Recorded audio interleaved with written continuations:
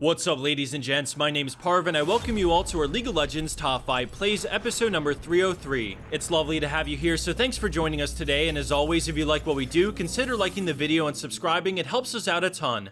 Let's get the show on the road because we have some amazing plays in today's lineup, and our first one comes from DLitovski on Nami. Her team is collapsing on a few stragglers in the river, and when they're against the wall, there's nowhere to run, so she sends in the wave, hitting all three while Xayah's arcane barrage rains down, and then a devastating triple bubble lands, sealing their fate. Xayah comes on in and finishes off Warwick and Syndra with a single Q as Kled charges in with his ult, basically putting the cherry on top.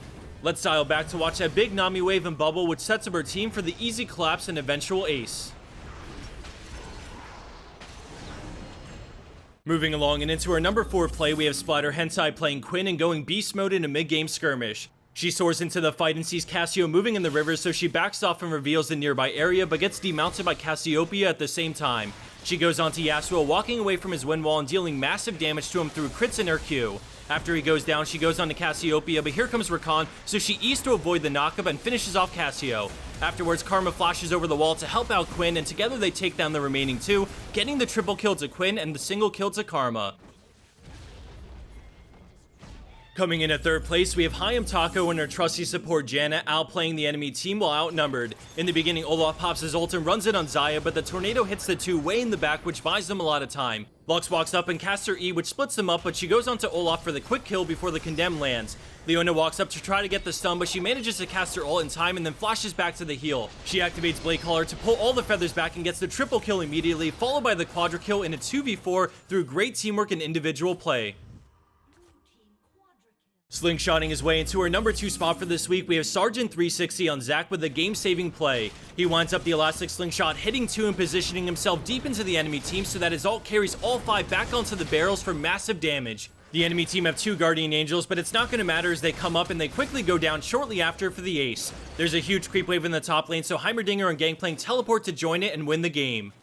That was a beautiful wombo combo, so let's rewind back to that moment where Zac flies in and casts his ult, grouping up the entire enemy team and repositioning them onto the barrel. If you look carefully, Gangplank actually chains his barrel to hit Veigar even though he flashes. And for our number 1 pro play for this week, we have GGI insernity on Vladimir, and at the beginning of this play, we see him rolling up to Baron right after the enemy team secure it. He drops his ultimate on 3 and then pulls and goes after the enemy Ahri, and Tristana helps him out as she just barely gets the kill with her ultimate.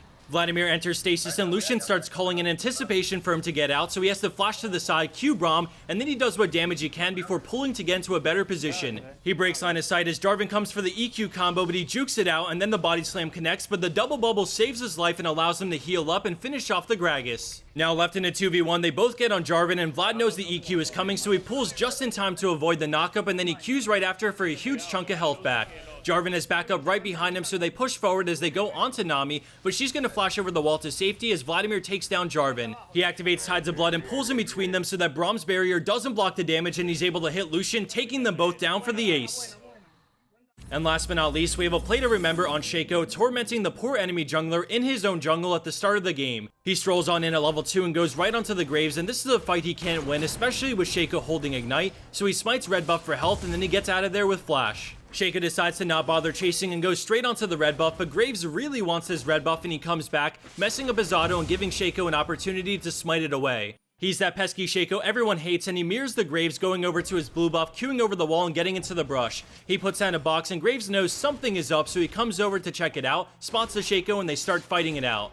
Bard's here to back his boy up, so Shaco decides to back off for now and rejoin with the Blitzcrank as they position over the wall, hooking the Graves and bringing him down. They both walk over to the blue buff and Bard just wants to hang around to try to get that blue buff, but he's unable to as Shaco gets it as well.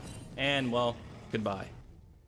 Thanks everyone for joining us today, and a special thanks to the sponsor of today's top 5 plays, HyperX. They've been sponsoring us for a few years now, and without them, a lot of what we do wouldn't be possible, so if you're in the need of a new headset, mouse, or keyboard, they have really high quality stuff that's very reasonably priced. This is their Stinger headset, which is just under 50 bucks, and it makes for a fantastic main headset or even a backup. We have a promo link down below for those interested, and by using it, you're supporting us as well, so thanks to those who do. I had a wonderful time casting today's episode, even though I was feeling a bit under the weather, so thanks for bearing with me. Congrats to the winner of Week 302's HyperX Pulsefire Mouse. We contacted you through commenting, so get back to us when you see this. Thanks everyone for tuning in today, and I hope you all enjoyed.